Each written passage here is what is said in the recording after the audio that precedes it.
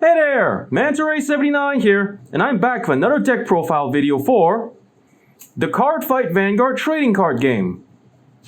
In today's video, the deck profile I'm going to be doing one for is G standard formats, Kageros, Dragonic Overlord the Legend with Divine Dragon Knight, Barakat. Alrighty then, let's get started. First off, the main deck.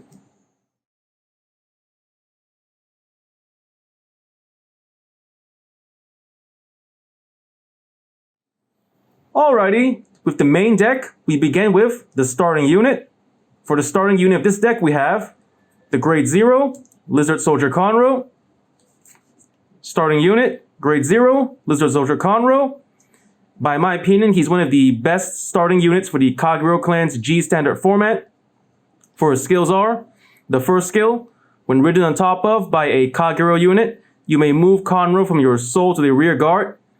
So this first skill will allow Conroe to serve as a 5,000 booster from the back row and also a rear guard whose skill you can use later. And his second skill, the best skill for this unit, as a rear guard, by counterblasting one and retreating Conroe from your rear guard, you may search your deck for any grade 1 or less Kagero unit and add it to your hand. So ideally with this second skill, you can search your deck for either a perfect guard, a heal trigger to use for generation guard costs, or any other grade 1 or less unit you wish to use for your main strategy or to help you out later in the game. And with that, just about covered the starting unit. So next, let's head on to the grade 1 lineup.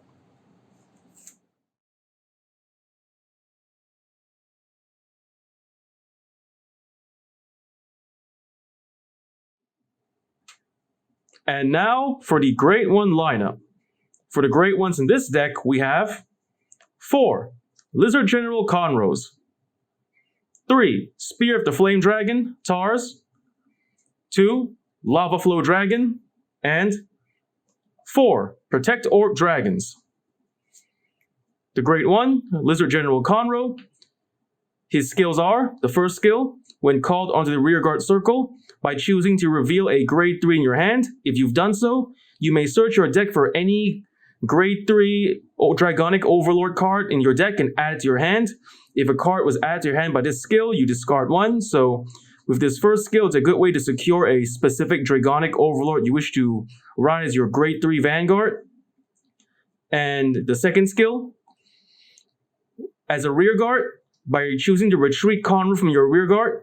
If you've done so, you may give your Vanguard Overlord a skill, which is whenever your Vanguard attacks, you may countercharge 2. So with this second skill, you can refund a huge amount of counterblast by countercharging twice for each attack, since the Dragonic Overlord series specializes in restanding the Vanguard and attacking multiple times. So this countercharging skill can be stacked over and over for every time your Vanguard attacks. The great one, Spear of the Flame Dragon Tar. His skill is, as a rear guard, once per turn, Generation Break 1, by paying the cost of Counterblast 1 and Soul Blast 1.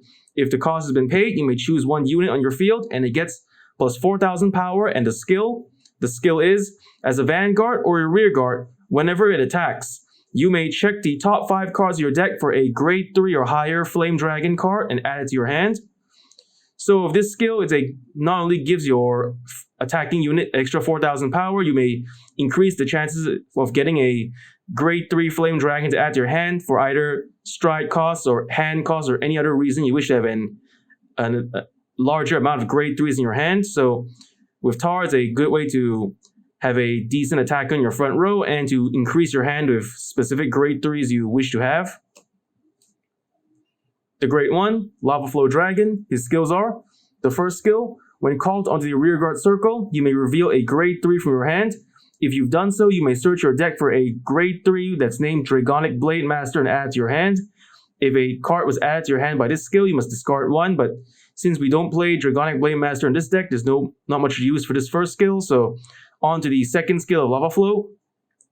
When discarded from your hand for a stride cost, it becomes a +2 grade, plus making it a grade 3. So Lava Flow more or less serves as a stride fodder, allowing you to use him alone to pay for stride costs, since His second skill treats him as a grade 3 when discarded from the hand for the strike costs. The grade 1, Sentinel, Perfect Guard, Protect Orb Dragon.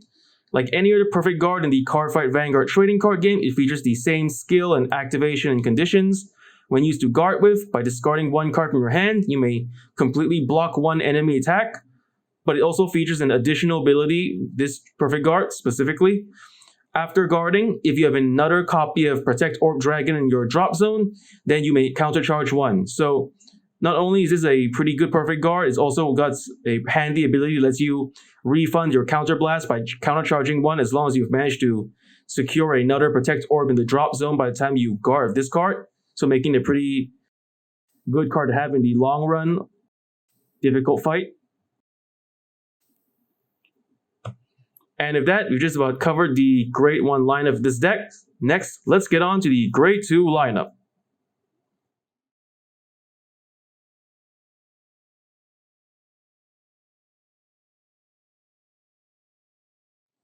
And now here we are in the grade 2 lineup.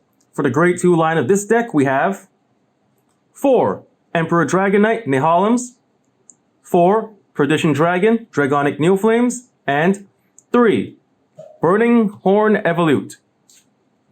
The grade 2 Emperor Dragonite Nihalim. His skill is, as a rearguard, Generation Break 1. During your turn, if your Vanguard is an Overlord, Nihalim gets plus 2,000 power and a skill. The skill is, whenever your grade 4 Vanguard attacks, Nihalim gets plus 5,000 power till the end of the turn. So with these skills, Nihalim serves as both an 11,000 point attacker to 16,000 point and 21,000 point attacking if he's, supporting you from the front row, and if you have a Vanguard Overlord along with a grade 4. And the best part about this skill, it's stackable, is that as long as you have a grade 4 Vanguard Overlord that can restand and attack multiple times, you'll be able to pump up Nihalim with 5,000 power for each attack your grade 4 Vanguard makes. The grade 2 Perdition Dragon Dragonic Neoflame. His skill is, on the turn he was called, he gets a skill. The skill is, as a rearguard, whenever a rearguard in your opponent's field was retired in the same column as Nihalim, you may counterblast one and retire one more rearguard in the same column as the one that Neoflame is on. So with this skill, Neoflame can help you clear out your opponent's columns that are the same with this unit, since if you've chosen to retire a rearguard in the same column as Neoflame, counterblast one, you can retire the remaining one, thus helping you to clear out your opponent's field more effectively. The grade 2, Burning Horn Evolute. His skills are, the first skill, when called onto the rearguard, if you can manage to show an Overlord from your hand, you may pay a cost of Soul Blast 1. If the cost has been paid, you may choose to retire one of your opponent's rearguards in the same column as this unit. And if this first skill is as long as you have a Overlord in your hand, for the mere cost of a Soul Blast 1, you can retire one of your opponent's rearguards in the same column as Burning Horn Evolute. And the second skill of Evolute, if your Vanguard is an Overlord and a grade 4, during your turn, Evolute gets plus 2,000 power for every card in your opponent's damage zone. So under ideal conditions, if you've managed to push your opponent to 5 damage by the time you use Evolute to attack, he can serve as a 19,000 point attacker on his own from the front row. And with that, just about covered the deck's grade 2 lineup. Next, let's go to the grade 3 lineup.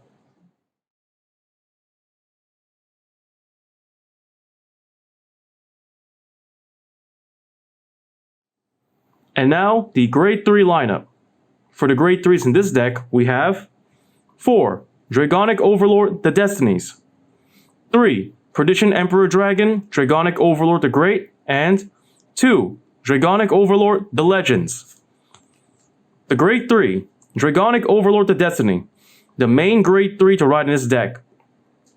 His skills are, the first skill, as a Vanguard, at the beginning of your ride phase, and if you choose to Soul Blast 1, if the cost has been paid, you may choose any rearguard circle on either player's field, and then all cards on that rearguard circle are sent to the drop zone.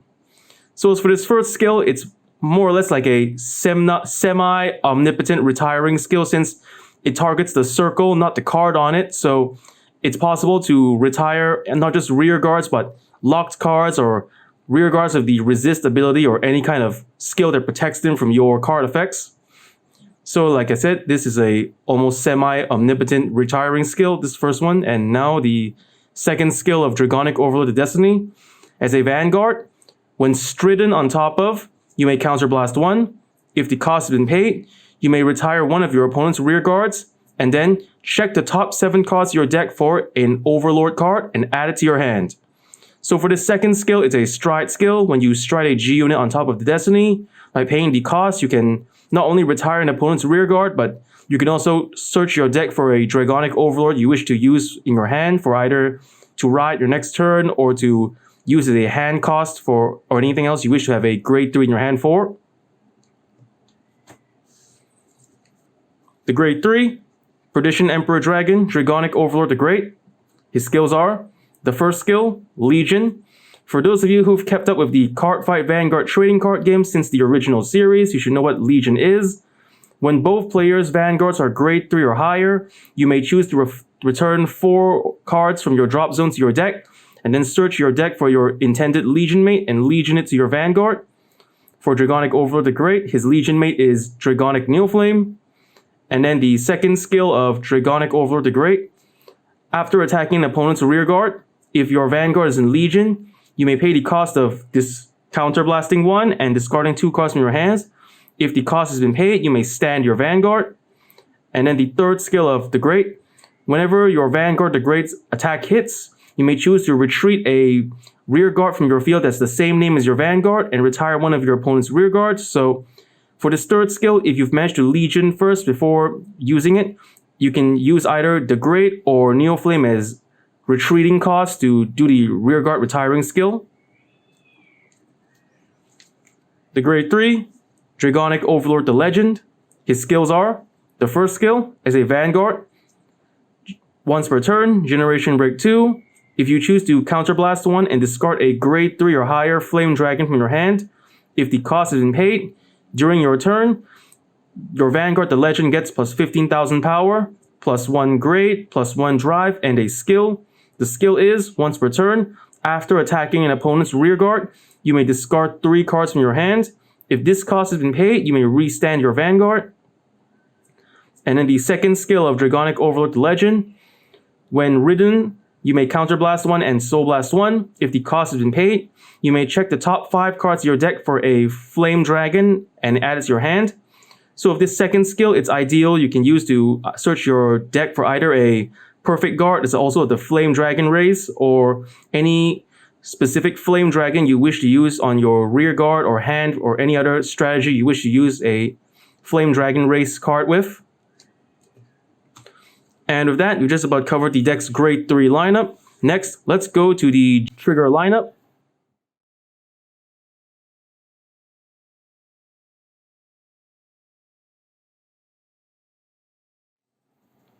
And now for the trigger lineup. For the triggers in this deck, we have 4 Dragon Dancer Palomas, critical triggers. 2 Dragon Dancer Tiklas, critical triggers. 2 Fire Chase Dragons, critical triggers. 2 Seal Dragon Art Peaks, draw triggers. 2 Gatling Claw Dragons, draw triggers. And 4 Dragon Dancer Taras, heal triggers. The grade 0, Dragon Dancer Paloma, critical trigger. Her skill is, when discarded from your hand for a stride cost, she is treated as a grade 3 at that time. So as for this skill, Paloma is more or less a stride fodder for the Kagero clan, which is a substitute for most grade 1 stride fodders. If you prefer to play more grade 1s that focus on being on the rear guard than being from your hand, making Paloma a good way to use for stride fodder costs if you wish to preserve normal units in your hand. D grade 0, critical trigger, Dragon Dancer Tikla. Her skill is, as a rear guard, Generation Break 1. When your Vanguard attacks, you may move Tikla from your rear guard to your soul. If you've done so, you may give your Vanguard plus 10,000 power till the end of the battle, and you draw 1 card.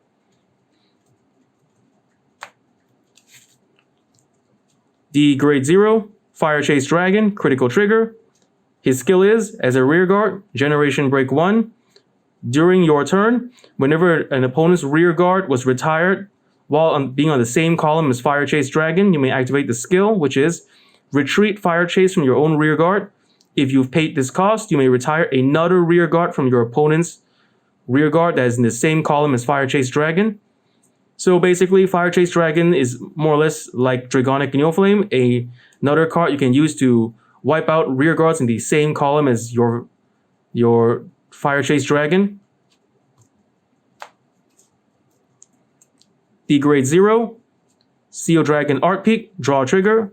His skill is, as a rearguard, you can move him from your rearguard to the soul. If you've done so, 1 Kagero unit on your field gets plus 3,000 power. So basically, Art Peak is a good way to restock your Vanguard soul and to give a unit on your field, like a Vanguard or a rearguard, a little extra power. The grade 0, Gatling Claw Dragon, draw trigger. His skill is, as a rearguard, by counterblasting 1 and moving Gatling Claw from your rearguard to the soul. If the cost has been paid, you may retire one of your opponent's grade 0 rearguards. So like Art Peak is a good way to restock your soul, but also his own skill lets you retire grade 0s in your opponent's field, like perhaps their starting unit or any other grade 0s they mainly use in their strategy. The grade 0, Dragon Dancer Tara, heal trigger. Her skill is, when used to pay for the cost of a Generation Guard, after the G Guardian is finished guarding, you may choose to remove from play the Tara used to pay for the cost and another Dragon Dancer Tara from your drop zone. If the skill has been played, you may choose to either countercharge 1 or soul charge 1. So if you don't mind the idea of removing heal triggers from the game, you can use her to refund counterblast or to stack up soul charges. And with that, we just about covered the deck's trigger lineup. For the trigger line of this deck, we have 8 critical triggers, 4 draw triggers, and 4 heal triggers. And we've also just about finished explaining every card in the main deck. So next, let's get on to the G Zone.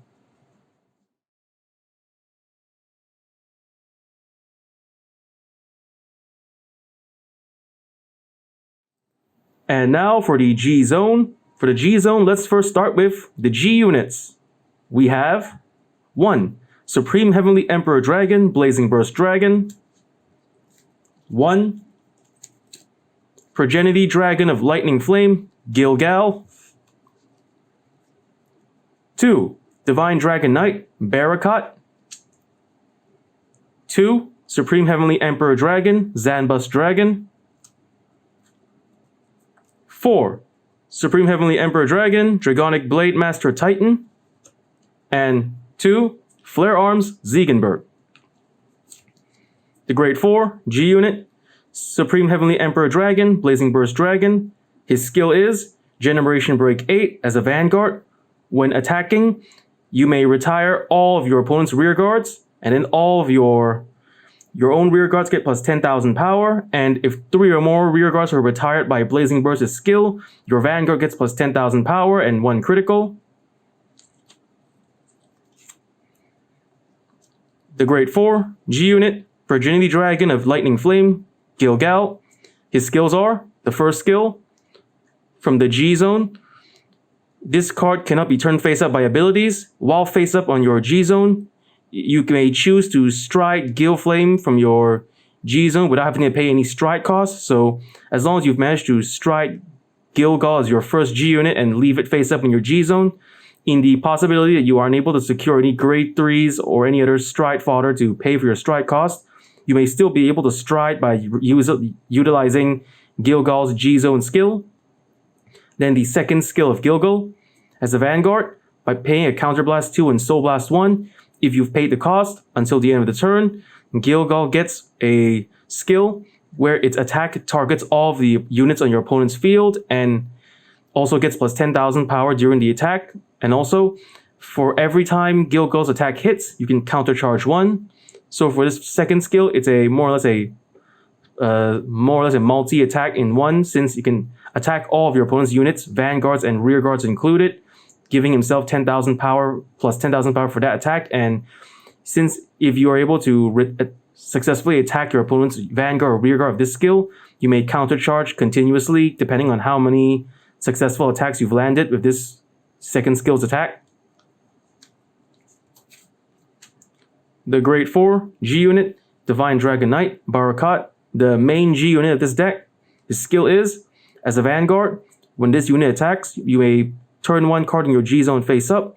If this cost has been paid, then if your opponent has 3 or more empty rearguard circles on their field, then your vanguard Barakat gets plus 10,000 power, plus 1 critical, and plus 1 drive till the end of the turn.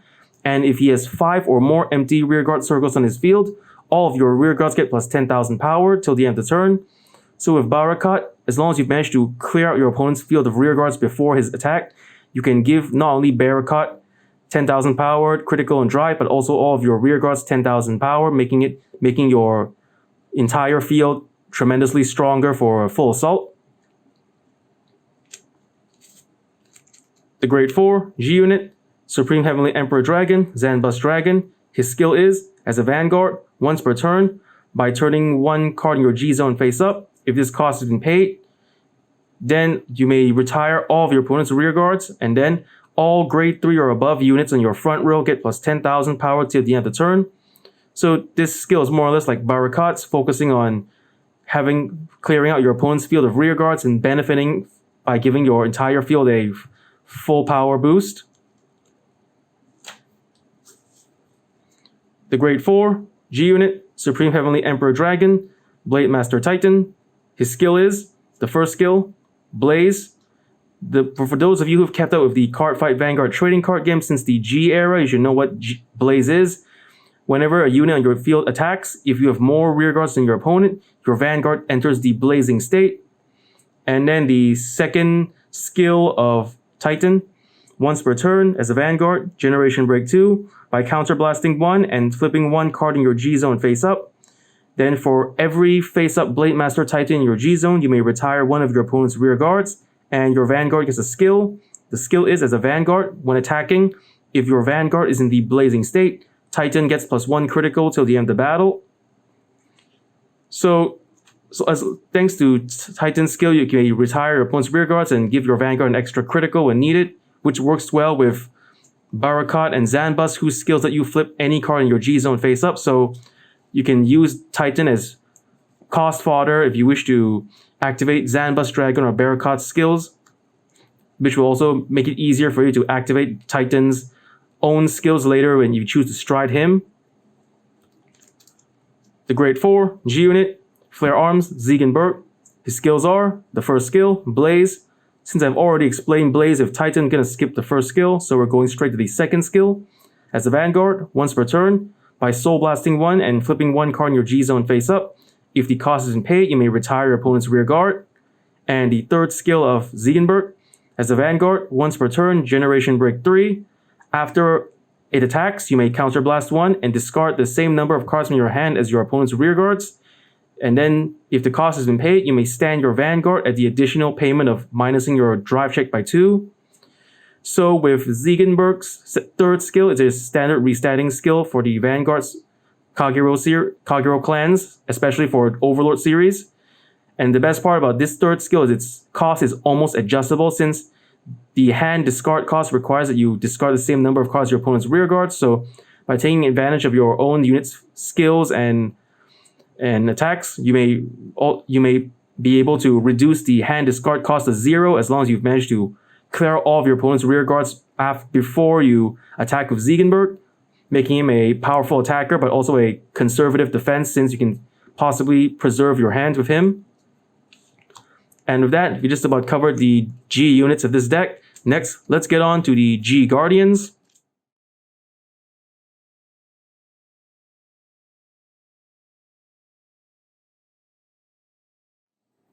And now for the G Guardian lineup.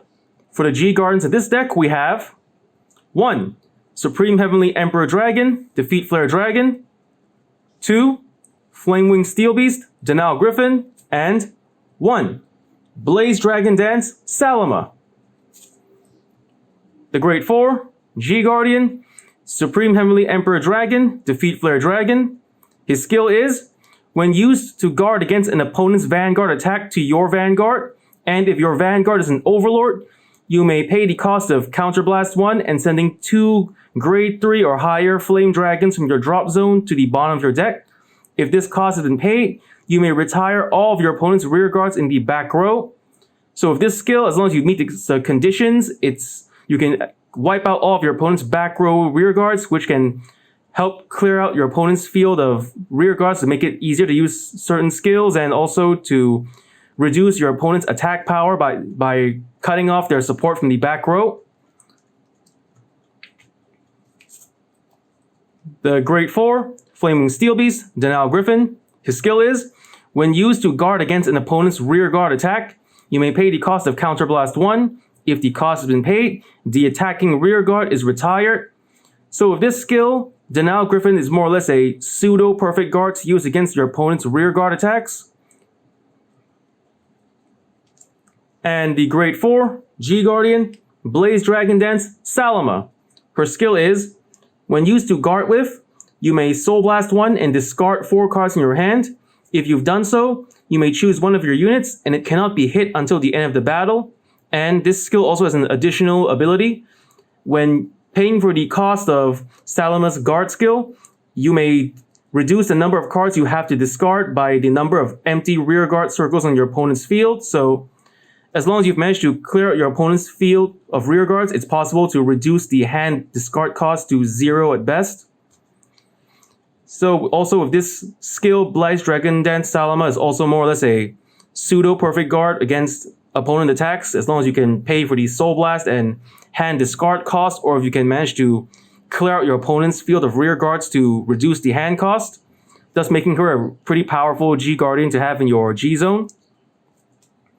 And with that, we just about covered the deck's G-Guardians and the G-Zone.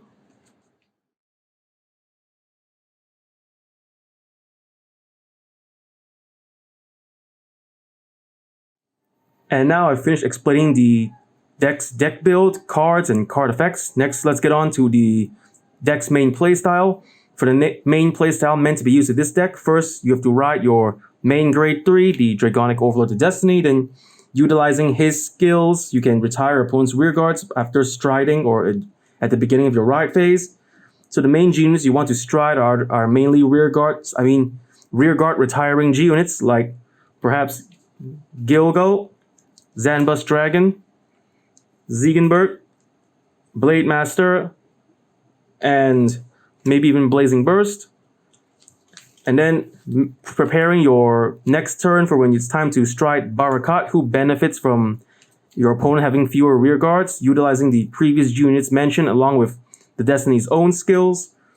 You can then utilize other cards in your rear guards like Dragonic Neoflame or perhaps the Burning Horn Evolute to help you clear out your opponent's field more. So, or also potentially the Grade 0 Fire Chase Dragons.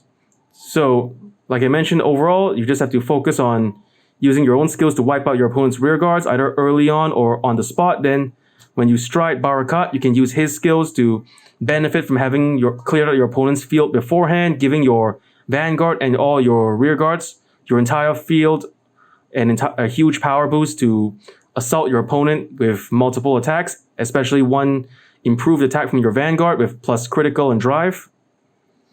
And with that, I've just about finished explaining the deck's main playstyle.